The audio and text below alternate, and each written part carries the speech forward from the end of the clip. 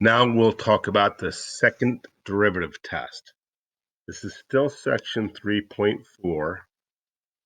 And the second derivative test is just a different way to find relative extrema. We already learned how to do that in the previous section. We did the first derivative and made the chart to see where the derivative changed signs. But the second derivative test is another way to do it. So I'm just going to go over the steps with you, and I'm going to explain why it works. The steps for the second derivative test is, number one, you find the critical numbers. And that was from, again, section 3.3. You find out where the derivative equals 0 to find the critical numbers. Then you take the critical numbers and you plug them into the second derivative. So you plug the critical numbers into the second derivative.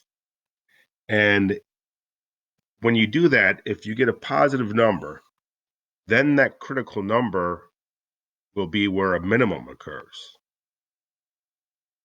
If you get a negative number when you do this, then you have found a maximum. If you get 0, which is neither negative or positive, the test fails. You can't use it, and you have to go back and make the chart with the first derivative like we did from section 3.3. So it's pretty easy. The steps are easy. The explanation of why this works is this. You know, when you get a critical number, that the first derivative is 0, so you get a horizontal tangent. So the graph either looks like this or like this.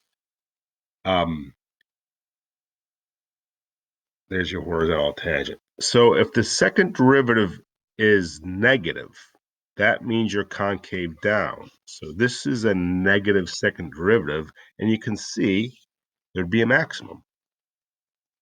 If the second derivative is positive, then it's concave up. And then this critical number here, because there's a horizontal tangent line, would be a minimum. So that's why this works. Now, if you know also that you could get a horizontal tangent line